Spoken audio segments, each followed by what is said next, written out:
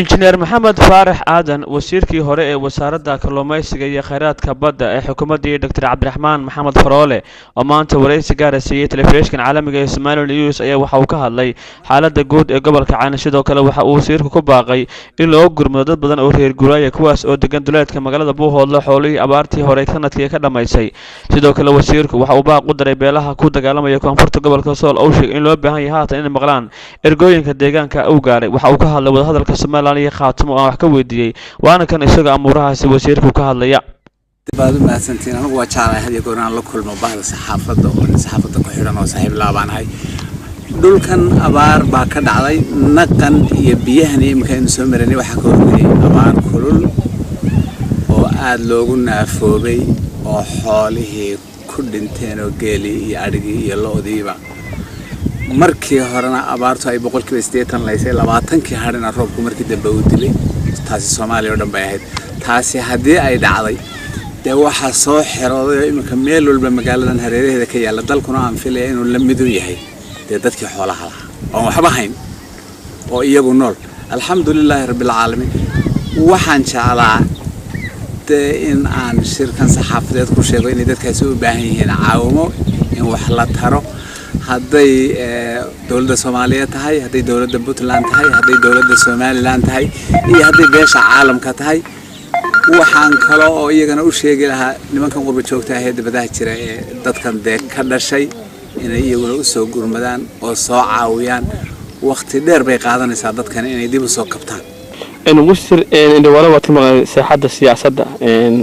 maxaad si ka bedeladay siyaasadda xagga siyaasadda waxba isma ka bedelan xagga siyaasadda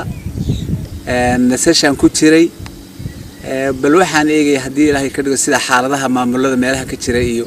balse isu bedbedelayaan baan eegay waxaan eegay dawladda federaalku inay ka soo horeyso ma sha Allah dawladda federaalku way ka soo horeynaysaa dawladda Puntland ee anigu markii hore aan ka tirsaday ka soo horeynaysa hadda waa ka sii daraysa waa sii burburaysa wada hadda maxaa diiday waxaanad moodaa in madaxweynuhu jeebka ku qaatay maamulkii dawliga ahaaba wasiirkii maaliyadana uu gacanta qabsaday oo mar gaari la galayo mar diyaarad la galayo dawladda intii kalena dhangalan dilay hadii wasiiradii baabeen maxaa shacabka soo gaaray marka de waxaan leeyahay hadday dawladda federaalka tahay way dhisan tahay madaxweynaha waxaan beeshaad bay u shaqeynaysaa dawladdan Somaliland way shaqeynaysaa oo dadkeedina waa ku filaatay wixii kale ay gaarsiin kartana gacantooda waa gaarsiisay marka waxaan leeyahay iyagana warda si wada oo si aan baqaado de hawsha soo sii dawladda Puntland waxaan oran lahaa meesha aad maraysa dadku waa ku arkaa ummadda Ilaahay oo dhan waa ku aragtaa de Ilaahayna waa ku arkaa de wax xilila baan oran lahaa oo arrimihiina wax ka qabta Soomaaliya khaatimo kale wada hadal baa u socda fikirkaaga muxuu ka hadlay wasiir wallahi Somaliland iyo khaatimo indhaweydba waa maqlay hadal baa u socda halkan de mas'uuliyiinta khaatimo iyo ninkii madaxda ka ahaa waa joogan insha Allah ta'ala de marba sida hawshooda ay ku dambayso oo baynu eegnay hadda de faraha lama gali karo waxba kama sheegi karo waxay ku dambeeyeen baynu eegnay odayaasha dhaqanka ismada waxay ku baaqeen shirweyne ay isku mid dadka deegaanada Sool sanayga Cayn oo roobku la sugay roobkana waa dacay maxaad u shirka amtintahay wallahi shirkaasi waa shir fiican ismada dhaqanka